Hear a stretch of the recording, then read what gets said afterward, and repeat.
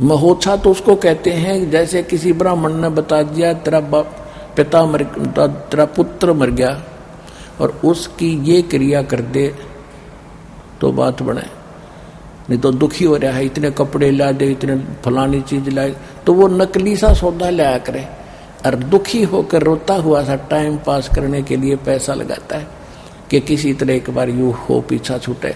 और एक किसी का लड़का हो जा कई वर्षों के बाद फिर वो खुले दिल पे जोनार जग कराया करता, जग, तो वो खुले दिल तो पैसा लगाता है, कोई कुछ खाओ, खुशी का ठिकाना नहीं है, उसको जग जोनार कहते थे। जीवनार, जग जीवनवार, जोनार माने जीवनवार, तो उसको तो कहते हैं जीवनवार जोनार यानी जग जोनार। और उसको कहते महोछा, जो किसी के मरे हुए पर रोता हुआ सा आदमी दुखी मन से करता है, कंजूसी सी रखता है। तो क्या कहते हैं गरीबदास जी कि कोई तो कहे जग जोनार करी है और कोई कहे महोछा, और बड़े बड़ाई करा करें ये गाली काटे ओछा। कहते हैं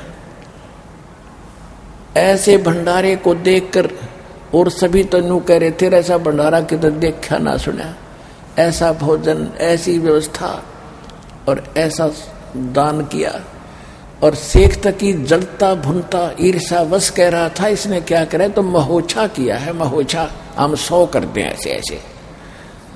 तो गरीबदास जी कहते कोई कहे जग जोनार करी, कोई कहे महोछा, और बड़े बड़ाई करा करें ये गाली काटे ओछा, ये ओछे लोग बिसराया करें ऐसे पुण्य के कर्म को। तो उसी समय जब ये बात शेख तकी ने कही, पीर ने, मुसलमान पीर ने, उसकी जुबान का ताला लग गया, जीभ को अधरंग मार गया, गूंगा और सुनने से बहरा हो गया। भगवान ने नहीं किया, भगवान करते तो उसको पहले ही कर देते, उसने तक पता नहीं कितने कुफर तोले थे, उसके कर्मों ने मार कर दी, मर गया। फिर वो तड़प कर भुगत कर शेख तकी गूंगा और बहरा होकर जीव को अधरंग मार गया। वो तो है एक पास से। अब क्या होता है कि सिकंदर लोधी ने कहा कि हे केशव जी, आपका काफिला चला गया है, वो आपकी इंतजार कर रहे होंगे, आप गए नहीं। और फिर ये देखा कि कितनी दूर चला गया होगा, सब ने देखा, दरिया पर खड़े थे, साथ में हो रहा था सत्संग भंडारा, तो देखा भी काफिला 9 लाख बैल, इन थोड़े की तक माचिस में डाल देगा कोई डिबिया में, दूर दूर तक जाते दिखेंगे। वो सामने देखा ना कोई बैल था ना कोई बंजारा था, वो जा चुके आकाश में, दिखे बिना इतनी दूरी पहुंच गए। अब सिकंदर लोधी ने कहा कि हे केशव, वो बैल कहाँ गए? केशव ने कहा कि जहां से आए थे वहां चले गए। कि कहां से आए थे? कि सतलोक से आए थे, और ये खुद परमात्मा खड़े हैं, ये कबीर जी यही सब लीला कर रहे थे। भक्तों, ये आपको भूल भुलैया कर रहे हैं। इतना कहते ही केशव भी उस कबीर परमात्मा के शरीर में देखते देखते समा गए, अकेले कबीर परमात्मा रह गए।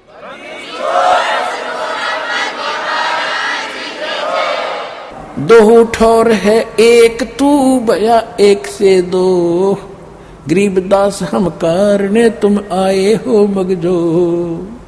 अनंत कोट ब्रह्मंड का एक रति नहीं भारे, सतगुरु पुरुष कबीर हैं ये कुल के सिरजनहारे। हम सुल्तानी नानक तारे दादू को उपदेश दिया, जात दुलाहा भेद न पाया का सीमा है कबीर हुआ। अपने आत्माओं, आज जो आप दास ने आपसे प्रार्थना की थी प्रारंभ में कि परमात्मा एक लीला कर रहे थे कि आप जी ने यदि परमात्मा पाना है तो मुझ की जैसे मैंने, वो तो एक रोल कर रहे थे हमारे लिए।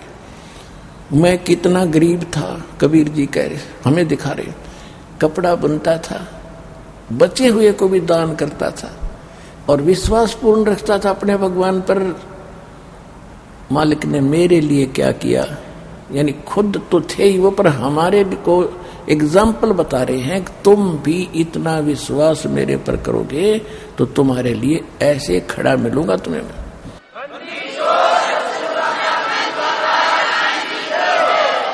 साईं इतना दीजियो जामे कुटुंब समावे, और हम भी भूखे ना रहें अतिथि न भूखा जावे। अब देखो उस दिन कितना परिवार था परमात्मा का, अतिथि कितने थे? 18 लाख। और 3 दिन मोहन भोजन, लड्डू, कचौड़ी, पकौड़ी, जलेबी, हलवे, खीर और सूखा सीधा, निखांड, चावल, मिठाई, दाल, सूखी भी ले जाओ। बेईमान थे नो, सूखा सीधा दे, सूखा भी ले जाओ।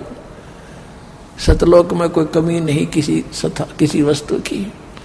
तो कहते हैं मेरे द्वार पर 18 लाख अतिथि आ गए और वो भी छका दिए। तो आपकी कौन सी समस्या है जो भगवान हल नहीं करेगा यदि आप ऐसे रहोगे? जो मैं विश्वास के साथ भगवान पर आश्रित रहकर कोई संग्रह नहीं कर रहा था। तो परमात्मा कहते हैं यदि आपने संसार में भी कोई निर्भय जीवन जीना है और आपदाओं से बचना है और मोक्ष प्राप्त करना है, तो मेरे प्रत्येक वचन पर विश्वास करके मर्यादा में रहो, और जो मेरा दास आएगा उस पर विश्वास करके वो नाम ग्रहण करके अपनी भक्ति करो। कहते हैं भक्ति बीज होए जो हंसा, और तारू तास के इकोत्तर वंशा। जो आज इस दास से नाम लेंगे उनकी 101 पीढ़ी पार होएगी। 101 पीढ़ी, ये भगवान ने बोला।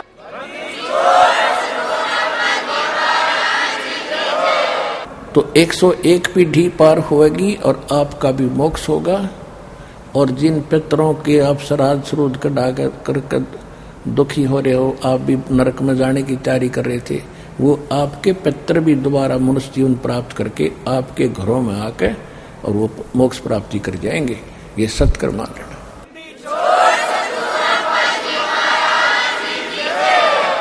अब आपको कुछ भक्तों के अनुभव सुनाएंगे, ध्यान पूर्वक सुनना। सत साहिब। नमस्कार सर। सत साहिब। क्या शुभ नाम है जी आप जी का? जी मेरा नाम महेंद्र दास है। सर कहाँ से आए हैं आप? जी मैं गांव लामपुआ, तहसील श्री माधोपुर, डिस्ट्रिक्ट सीकर, राजस्थान से आया हूँ। सर क्या काम करते हैं आप? जी मैं टीचिंग का कार्य करता हूँ। सर परम संत सतगुरु रामपाल जी महाराज की शरण आने से पहले आप कौन सी भक्ति करते थे? सर जैसे हिंदू परिवार में जन्म होने के कारण जो भी पारंपरिक लोक वेद के अनुसार जो समाज में प्रचलित साधनाएं आज भी प्रचलित है, तो उसी अनुसार जैसे हनुमान जी का व्रत रख लेना, हनुमान चालीसा पढ़ लेना, और श्रद्धालु होने के नाते जैसे जिस भी भगवान की, जिस भी देवता की महिमा सुनते थे तो उसी में आस्था हो जाती थी। इस प्रकार हम जो भी लोक वेद के अनुसार जो भक्ति प्रचलित है समाज में वही किया करते थे। सर जो लोकवेद के आधार पे आप भक्ति करते थे उससे आपको क्या लाभ मिलता था? देखो श्रद्धालु होने के कारण हमारी इच्छा थी वो भक्ति करते रहते थे, लेकिन कोई भी ऐसी आत्म अनुभूति नहीं होती थी। जैसे एक तो सबसे पहले तो आत्म संतुष्टि भी नहीं थी, उसे बिल्कुल भी मानसिक शांति नहीं होती थी। और जो भी अगर कोई लाभ हुआ करता था उसका तो बाद में पता चला कि वो तो अपने प्रारब्ध के अनुसार मिलता था, उस भक्ति से तो कोई लाभ होना ही नहीं है। जैसे गीता अध्याय 16 के श्लोक 23 से 24 में बता रखा है कि शास्त्र विधि को त्याग कर जो मनमाना आचरण करते हैं, ना तो उनकी गति होती है, ना उनका मोक्ष होता है, और ना कोई उनकी कोई कार्य सफल होता है। तो इस प्रकार वो तो व्यक्ति बिल्कुल शास्त्र के विरुद्ध थी, उसे तो लाभ कोई होना ही नहीं था। सर परम संत सतगुरु रामपाल जी महाराज की दया कैसे हुई आपके ऊपर? देखो सन 2009 में मैं जयपुर पढ़ाई किया करता था, तो वहाँ पे जिस भी मकान मालिक के घर पे मैं वहाँ रहता था, तो उसका लड़का, उसको ये भक्ति सौदागर को संदेश ये पुस्तक मिली, जो अब इसका नाम ज्ञान गंगा हो गया है। तो जब वो पुस्तक मिली तो वो बताया करता था कि इसमें बता रखा है कबीर जी को भगवान। तो ये बिल्कुल भी ऐसी स्वीकार्य लगी कि कबीर जी तो एक कवि थे, उनके बारे में एक कवि रूप में हमने सुन रखा था। तो फिर भी जैसे कबीर जी के जो महिमा थी, कबीर जी की जो वाणियां थी, उनके प्रति मेरे शुरू से ही श्रद्धा थी। जैसे मेरे 11th-12th में हिंदी साहित्य होने के कारण जैसे कबीर जी की जो वहाँ पे वाणियां पढ़ता था, तो परमात्मा के प्रति मतलब कबीर जी के प्रति बहुत ही आस्था बनती थी। और जो हमारे को टीचर पढ़ाते थे वो भी गहराई से बता किया करते कि कबीर जी ने क्या ज्ञान दिया है। तो इस प्रकार मेरी रुचि तब से थी। तो मैंने वो पुस्तक इसलिए रखी कि इसमें जो कबीर जी की वाणियां हैं वो मैं समझूंगा, वो पढ़ लूंगा। लेकिन कबीर जी तो ये तो स्वीकार्य नहीं है कि कबीर जी तो कवि थे एक।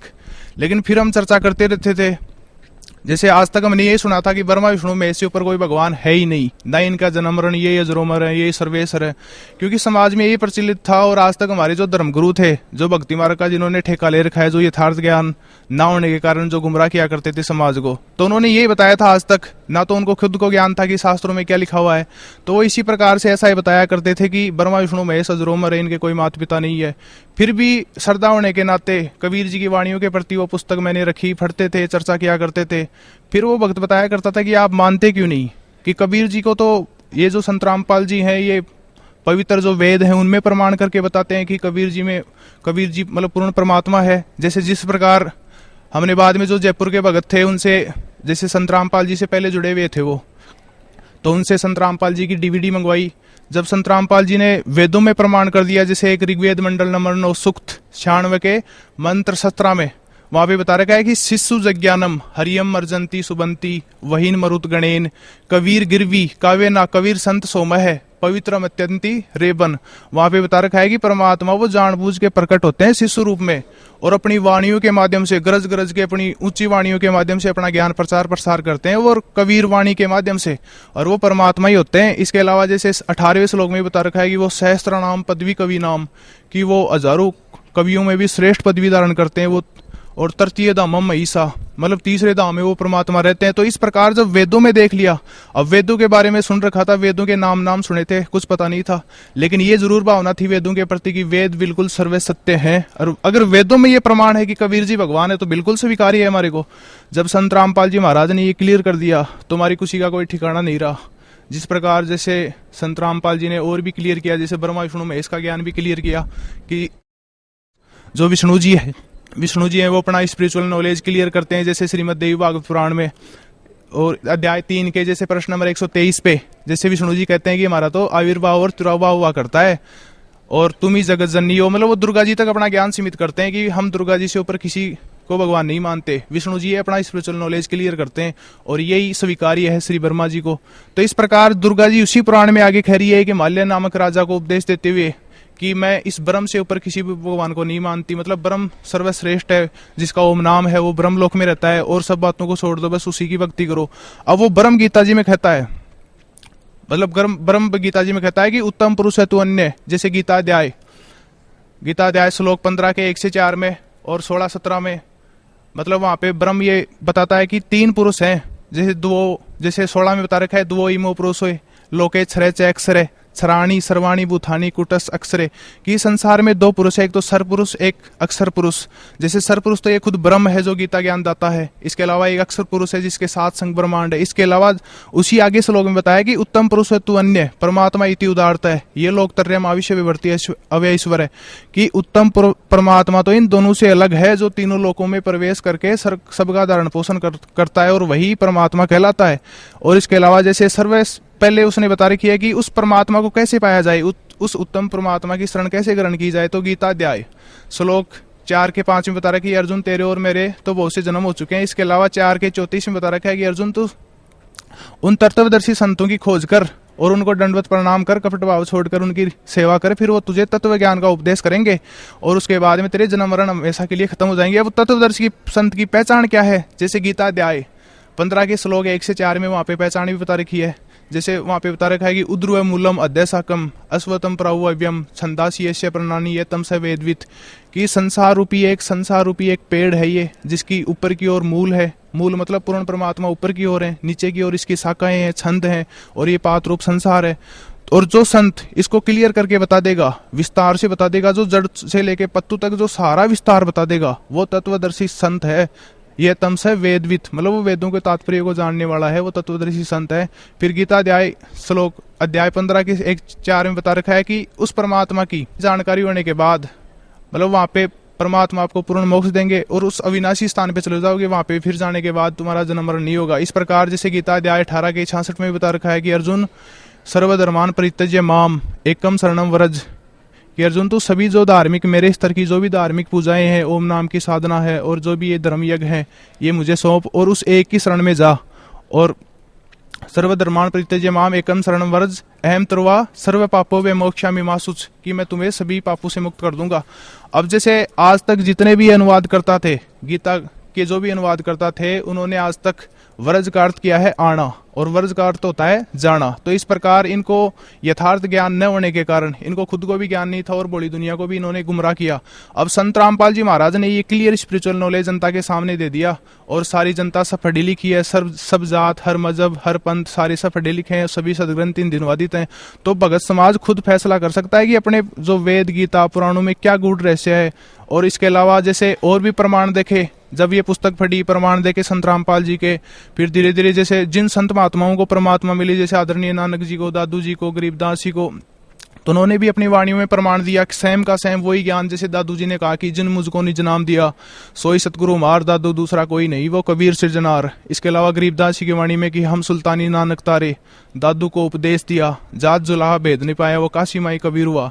इसके अलावा नानक जी ने भी अपनी गुरु ग्रंथ साहिब में बता रखा है कि हक्का कबीर करीम तू बेअब परवरदिगार, और नानक बुगोयत जुनू तेरे चाकरा पाखाक, हक्का कबीर करीम तू बेअब परवरदिगार, नानक नीच कहे विचार वो दानक रूप रहा करतार। जब ये सारे प्रमाण देखे कि जिनको परमात्मा मिले थे उनकी वाणियों में कबीर जी को भगवान बता रखा है, और अपने वेद प्रमाण कर रहे कि कबीर जी भगवान थे, तो कोई संशय नहीं रहा और किसी का कोई ठिकाना नहीं रहा था। पहले तो जैसे जिस प्रकार लोकवेद के अनुसार जो साधनाएं किया करते थे उससे कोई भी लाभ नहीं था।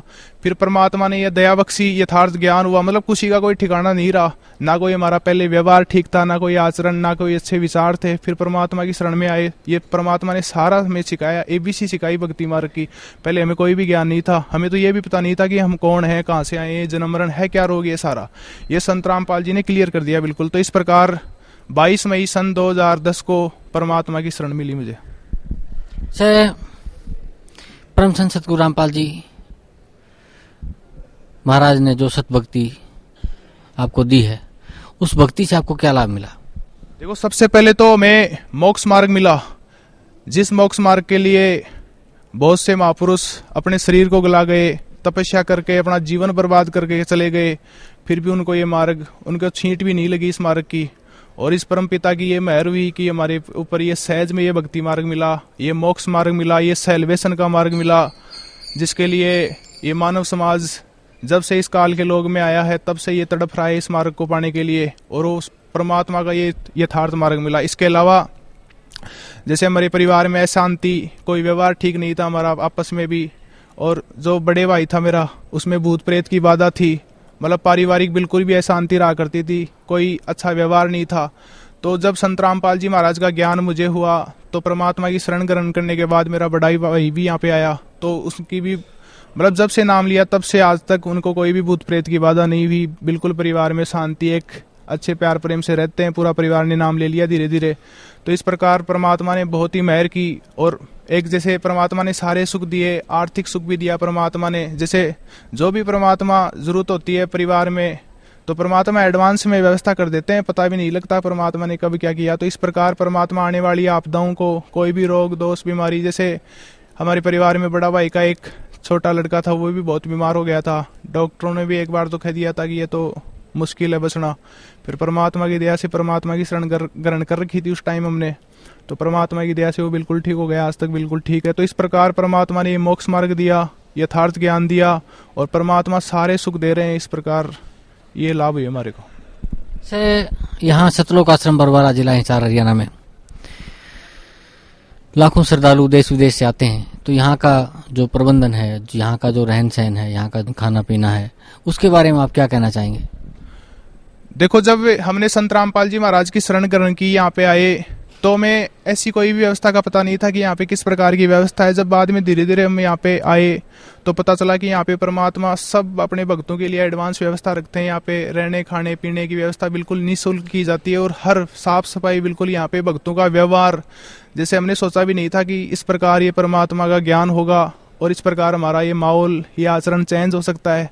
लेकिन हमें तो पता भी नहीं था, हमने तो सोचा भी नहीं था कि इस प्रकार भी कोई भगवान है। हम सुना करते थे कि भगवान ऐसा होता है, ऐसे सुख देता है, ऐसे विचार सदविचार आते हैं भक्ति से, और वो यथार्थता में यहाँ पे एग्जैक्ट हमें मिल रहा है। जैसे सभी दूर दूर से भी, नेपाल से भी भगत आते हैं, सभी स्टेट से आते हैं, गाँव गाँव से, ढाणी से भगत आते हैं यहाँ पे, तो सबका माहौल चेंज हो रहा है, सबके विचार चेंज हो रहे हैं। जैसे संत रामपाल जी महाराज की जो शरण में आ जाता है वो हुक्का शराब, तंबाकू, बीड़ी, सिगरेट, ना तो वो छूता इनको, मतलब सेवन करने की तो बात दूर, वो छूता भी नहीं इनको। मतलब कितनी बुराइयां छुड़ा रहे हैं संत रामपाल जी, एक महापरोपकार का काम कर रहे हैं। अब जैसे इस प्रकार देखा भी जा रहा है कि जो नया व्यक्ति होता है या फिर जिसको ज्ञान नहीं होता है, तो वो ये लगता है कि संत रामपाल जी बुराई कर रहे हैं। जब वो देखते हैं संत रामपाल जी का चैनल, तो संत रामपाल जी क्या करते हैं कि जब यथार्थ ज्ञान बताना ही है तो सभी का कंक्लूजन देना पड़ेगा, जो भी बाकी संत दे रहे हैं ज्ञान तो उनका भी बताना पड़ेगा समाज को। तो संत रामपाल जी महाराज क्या करते हैं कि विश्व के जितने भी धर्मगुरु हैं उनको सादर आमंत्रित भी करते हैं ज्ञान चर्चा के लिए, और उनकी पुस्तकों के माध्यम से जो भी उनका ज्ञान है वो भी समाज को बताते हैं। और जो अपने वेद शास्त्र हैं उनसे भी ऑथेंटिकेशन करते हैं कि वेद शास्त्र क्या कह रहे हैं अपने, और आज तक ये धर्मगुरु अपने को क्या ज्ञान दे रहे थे। तो इस प्रकार यथार्थ भक्ति से अपने सारे विचार ठीक होंगे, अपना व्यवहार, चाल चलन, खान पान। इस प्रकार सतलोक आश्रम में भी ये सारी व्यवस्थाएं परमात्मा के द्वारा निःशुल्क की जा रही है। यहाँ पे सभी का व्यवहार, आचरण ये सब ठीक हो रहा है। और संत रामपाल जी ये क्लियर करते हैं कि जो भी संत रामपाल जी ये महापरोपकार का कार्य कर रहे हैं। अब शुरू में तो एक बार लगता है क्योंकि आज तक हमने ये अज्ञान सुन रखा, तो यथार्थ ज्ञान किसी ने दिया ही नहीं। तो संत रामपाल जी जब ये कंक्लूजन निकाल के नहीं देंगे कि बाकी संतों का क्या ज्ञान है, तो अपने को पता ही नहीं चलेगा, फिर भी अपनी आस्था रह जाएगी उनमें। तो संत रामपाल जी महाराज ये क्लियर करते हैं कि पूरी पृथ्वी पर आज वर्तमान में किसी के पास भी यथार्थ स्पिरिचुअल नॉलेज नहीं है संत रामपाल जी के अलावा। क्योंकि सतगुरु के ये लक्षण होते हैं कि सतगुरु के लक्षण कहूं बोले मुद्रे विनोद, 4 वेद 6 शास्त्र वो है 18 बोध। कि पूर्ण संत की, सतगुरु की यही पहचान होती है वो कि सिलेबस के अनुसार भक्ति बताता है। सिलेबस कौन है? अपने 4 वेद, गीता जी, कुरान शरीफ, बाइबिल, गुरु ग्रंथ साहिब, और जिन संत महात्माओं को परमात्मा मिले उनसे सभी से वो ऑथेंटिकेशन देता है, प्रमाण देता है, एविडेंस देता है, वही पूर्ण गुरु होता है। तो इस प्रकार संत रामपाल जी महाराज की दया से यहाँ पे लाखों लोगों का उद्धार हो रहा है। और रोते हुए आते हैं यहाँ पे कि ये भगवान कहाँ छुप रखा था, ये ज्ञान हमने तो सोचा भी नहीं था। और इस परमात्मा की ज्ञान में आने के बाद मतलब सारा जीवन बदल जाता है। पहले क्या कर रहे थे वो सारा ही परमात्मा की दया से, व्यवहार, आचरण, खान पान, ये सारा इस प्रकार यहाँ पे देखने को मिल रहा है। सर पहले आप पारंपरिक भक्ति करते थे, उससे आपको कोई लाभ नहीं मिला, और फिर आप परम संत सतगुरु रामपाल जी महाराज की शरण में आए। परम संत सतगुरु रामपाल जी महाराज द्वारा लिखित पुस्तक ज्ञान गंगा, जो पहले भक्ति सुधाकर संदेश के नाम से थी, आपको मिली।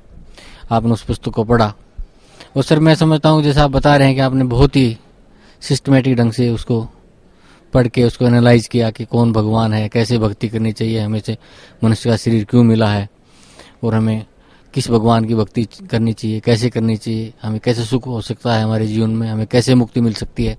तो इन सब बातों का आपको ज्ञान हुआ, और फिर आप परम संत सतगुरु रामपाल जी महाराज की शरण में आए। तो आपके परिवार में जो भी आपदाएं थी, जो भी कमियां थी, वो परम संत सतगुरु रामपाल जी महाराज की सतभक्ति से दूर हुई। तो सर भक्त समाज को क्या संदेश देना चाहते हैं आप? I want to give message to all of the universe, devotee of universe. If you want to get complete God and complete salvation, then you should become under Sant Rampal Ji, because Sant Rampal Ji Maharaj is giving complete spiritual knowledge with authentication of our holy books. Other than Sant Rampal Ji, all of Sant sirens are fake because they don't have any spiritual knowledge. They are wasting life of the human devotees. I want to give clear message and with authentication, because present time Sant Rampal Ji Maharaj is that siren which is giving clear spiritual knowledge. तो इस प्रकार मैं सभी भगत समाज से ये प्रार्थना करना चाहता हूँ कि ये मनुष्य जीवन बहुत ही अनमोल है। अब शुरू में तो आपको ये बिल्कुल अजीब सा लगेगा कि ये क्या कह रहे हैं, आज कहाँ संत रहे हैं, ये तो सारा ही माहौल बिगड़ गया। जैसे अब प्रेजेंट टाइम में जो नकली गुरु हैं उनकी भी पोल सामने आ रही है कि वो क्या ज्ञान दिया करते थे। उनका तो पहले भी यही ज्ञान था, अपने को पहचान नहीं थी। तो संत रामपाल जी ने ये अपने पास स्टैंडर्ड दे दिया है, ये कि तुलना करो उनकी। संत रामपाल जी ने क्लियर कर दिया कि वेद गीता के अनुसार जिनका ज्ञान है वो पूर्ण संत है। तो जब हमने ये कंपेरिजन किया, संत रामपाल जी ने कंपेरिजन दिया, सभी को तुलना करके ये स्टैंडर्ड दिया, तो कोई भी उसके लेवल में नहीं पाया संत रामपाल जी के अलावा। तो ये जो बाकी जितने भी संत हैं वो सारे नकली हैं और भगत समाज का जीवन बर्बाद कर रहे हैं अपनी रोजी रोटी के लिए। अब संत रामपाल जी ने इनको भी सबको अवेयर किया, इनके पास भी पुस्तक भेजी है, इनसे ज्ञान चर्चा भी की है। इनको भी समझना चाहिए कि जब यथार्थ ज्ञान ये है, उनके पास ज्ञान ही नहीं है, तो वो क्यों गुमराह कर रहे हैं भोली दुनिया को। जैसे उनके लाखों करोड़ों शिष्य हैं, वो अपना जीवन बर्बाद खुद भी कर जाएंगे और उनका भी बर्बाद कर रहे हैं। तो उनको चाहिए कि यथार्थ ज्ञान को स्वीकार करे, सच्चाई को स्वीकार करे। सच्चाई को कब तक छुपा पाएंगे? वो जो आने वाले समय में उनके श्रद्धालु हैं उनको दिखारा करेंगे, अपने जीवन बर्बाद कर दिया हमारा। तो इस प्रकार संत रामपाल जी जो ज्ञान दे रहे हैं वो क्लियर ऑथेंटिकेशन के साथ दे रहे हैं। और यहाँ पे जैसे हम देखते हैं कि लाखों श्रद्धालु आ रहे हैं और हर के साथ परमात्मा कैसी दया कर रहे हैं। जैसे कईयों की जैसे इस प्रारब्ध के अनुसार जिनकी मौत भी होती है तो परमात्मा उनको टाल देते हैं क्षण में। इस प्रकार जैसे कईयों की आर्थिक स्थिति, कईयों के भयंकर रोग होता है तो परमात्मा क्षण में दूर कर देते हैं, लेकिन करते हैं उसी के जो यथार्थता के साथ जो ज्ञान समझ के आता है। और मर्यादा इस मार्ग में सबसे बड़ी है कि मर्यादा के बिना कोई भी कार्य सफल नहीं होता है। तो मर्यादा सबसे मुख्य है। मर्यादा में रहते हुए अगर कोई भक्ति करता है तो परमात्मा उससे दूर नहीं है। तो इस प्रकार मैं भगत समाज को ये शिक्षा देना चाहता हूं कि इस वर्तमान समय में पूरे संसार में अब आपको चाहे ये स्वीकार्य हो या ना हो, आने वाले समय में हो जाएगा, लेकिन तब पछता के आओगे आप शरण में। तो इस प्रकार जो संत रामपाल जी हैं ये महापरोपकार का काम कर रहे हैं। और आपने चलो आपके ये विचार है कि पृथ्वी पर कोई संत नहीं है, अब जैसे आपके ये विचार तो हो गए तो एक बार संत रामपाल जी महाराज का ज्ञान और समझ के देख लो, क्लियर कर लो ये, और कभी धोखे में न रह जाओ आप। तो जो संत रामपाल जी जो ज्ञान गंगा इनकी पुस्तक है, भक्ति सौदागर को संदेश जो पहले इसका नाम था, या फिर साधना चैनल पे भी जो इनका चैनल चलता है रात शाम को 7:45 पे, तो जो 1 घंटे प्रोग्राम आता है उसको भी आप देख सकते हो। इसके अलावा जो www.jagatgururamPalji.organization.org जो इनकी वेबसाइट है वहां पे भी आप ये बुक डाउनलोड कर सकते हो। वहां पे भी जो संत रामपाल जी महाराज की जो स्पिरिचुअल डिबेट है उनके बारे में भी आप वहां पे देख सकते हो।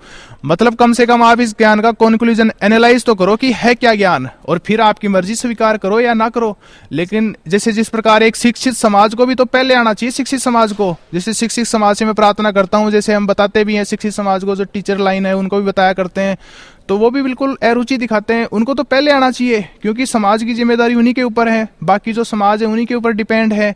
और अगर वो समझेंगे, देखेंगे, पहचानेंगे तो अन्य समाज को भी बता पाएंगे यथार्थता। लेकिन वही पिछड़ रहे हैं तो अन्य समाज भी मानता है कि जब ये ध्यान नहीं दे रहे तो उनकी भी एक जिम्मेदारी बनती है कि यथार्थता को सामने लाएं, सच्चाई को स्वीकार करें। क्योंकि ये जो मनुष्य जीवन है ये कोई एक आम बात नहीं है, ये बहुत ही अनमोल मनुष्य जीवन है। इसका पल पल बहुत इंपॉर्टेंट है। जैसे कबीर जी ने कहा है कि कहता हूं कई जात हूं, कहूं बुझा के ढोल, और श्वास जो खाली जात है 3 लोक का मोल। मतलब ये मनुष्य जीवन इतना इंपॉर्टेंट है कि एक श्वास के समान ये 3 लोक नहीं है। तो इस प्रकार एक शिक्षित समाज को भी आगे आना चाहिए, यथार्थता को जानना चाहिए। जैसे सन 2006 में मतलब करोथा कांड हुआ था, तो वो भी इसी का प्रमाण था कि जब से ये संत रामपाल जी ज्ञान देते आ रहे हैं वो सारा निष्कर्ष देते आते हैं। क्योंकि बिना निष्कर्ष पता ही क्या चलेगा भक्त समाज को कि कौन क्या ज्ञान दे रहा है। तो संत रामपाल जी जब से ये ज्ञान देने लगे हैं, जैसे उन्होंने आर्य समाज से जो रिलेटेड थे महर्षि दयानंद सरस्वती जी, तो उनकी जो सत्यार प्रकाश पुस्तक थी तो संत रामपाल जी ने उसका पर्दाफाश कर दिया कि उसमें क्या ज्ञान था। उसकी बहुत सी महिमा बन रखी थी कि उनसे महान कोई ज्ञानी नहीं था। जब संत रामपाल जी महाराज ने उनका जो ज्ञान सामने दिया जनता के सामने, अब जैसे उनका क्या ज्ञान था, वो बताया करते थे कि परमात्मा निराकार है। अब अपने वेद प्रमाण कर रहे हैं कि परमात्मा राजा के समान दर्शनीय है, वो सह शरीर है, तीसरे लोक में रहता है परमात्मा। अब वो बताया करते थे परमात्मा निराकार है। अब वो ही अनुवाद करता है, वहां पे वेदों में बता रहे हैं क्लियर, उस संस्कृत में लिखा हुआ है कि परमात्मा राजा के समान दर्शनीय है, और सत्यार प्रकाश में वो बता रहे हैं कि परमात्मा निराकार है। सत्यार प्रकाश में उन्होंने ये भी बताया कि परमात्मा पापनाश नहीं कर सकता। अब वेदों में ये प्रमाण अनुवाद करता वो खुद है, वहां पे बता रखा है कि परमात्मा गौर से गौर पाप नाश कर सकता है। कबीर अंगारी असी बम्बारी अर्शी स्वर्षा। तो इस प्रकार परमात्मा की गौर से गौर पाप को भी नाश कर सकता है। इसके अलावा उन्होंने और भी ज्ञान दिया है जो बिल्कुल अज्ञान था उनका, कि सूर्य पर भी लोग रहते हैं। तो इस प्रकार उन्होंने बेतुकी बातें की है, वो संत रामपाल जी ने जनता के सामने प्रेजेंट कर दी। तो जो रोजी रोटी चलाते थे इस सत्यार प्रकाश को बेच के, अब उनकी वो बंद होने लगी। तो उन्होंने सन 2006 में प्लानिंग बनाई कि या तो इस संत को गुमराह कर दो, अफवाहें फैला दो कि इनके अनुयायी इनको छोड़ के चले जाएं, या फिर भगत समाज है वो गुमराह हो जाए, इनके ज्ञान को ना स्वीकार करे, या फिर इन संत को मार दो। तो इस प्रकार वो अपनी इस षड्यंत्र में तो सफल नहीं हो पाए कि जाको राके साइया मार सके न कोई। तो ये परमात्मा के द्वारा मार्ग चलाया हुआ है, ये वो कहाँ पे वादा कर सकते हैं, कर ही नहीं सकते वो तो इस प्रकार उन्होंने गुमराह भी किया। लेकिन अब सच्चाई सामने आ रही है कि चलो वहां पे करोथा कांड, जैसे उन्होंने न्यूज़पेपर में भी पढ़ा होगा, कई अखबारों वालों ने भी निकाला था, तो अखबारों वालों ने ये भी निकाला है, जैसे एसपी की रिपोर्ट पंजाब केसरी में दे रखी है 2006 में ही, कि मीडिया ने तथ्यों को तोड़ा मरोड़ा है। वहां पे ना तो नोटों की बोरियां मिली, ना कोई शराब मिली, ना कोई ऐसा आपत्तिजनक सामान मिला। तो अब जनता भी समझ रही है, यथार्थता जान रही है कि जब ऐसा कोई गलत कार्य नहीं था तो संत रामपाल जी महाराज फिर वापिस ये इनका ज्ञान कितना दुगना और भी बढ़ रहा है। आश्रम और भी जैसे कई गुना श्रद्धालु और बढ़ रहे हैं। और सुप्रीम कोर्ट ने वापिस वो जो आश्रम था क्रोथा का वो वापिस सौंप दिया गया सुप्रीम कोर्ट के द्वारा। और जनता परिचित हो रही है कि यथार्थता तो अगर क्रोथा में अगर ऐसा होता तो बरवाड़ा में भी ऐसा होता। लेकिन जनता अब बहुत ही शिक्षित हो गई है, अब गुमराह नहीं कर सकते ये नकली गुरु उनको। तो जो नकली गुरु भी आज ये धारणा बनाए हुए हैं कि उनकी रोजी रोटी चल जाएगी, ऐसे ज्ञान से अज्ञान को बनाए हुए या फिर सच्चाई को छुपा के वो गुमराह कर सकते हैं। लेकिन ऐसा अब नहीं हो सकता, क्योंकि भगत समाज शिक्षित है और वो जैसे यथार्थता को देखता आ रहा है, वो परिचित हो रहा है कि उनकी क्या ज्ञान था उनका। तो इस प्रकार सभी भगत समाज से मैं यही प्रार्थना करूंगा कि वर्तमान समय में संत रामपाल जी महाराज वो परम संत हैं जिनके लिए ये मनुष्य जीवन हमें मिला है, यथार्थ भक्ति के लिए, मोक्ष प्राप्ति के लिए।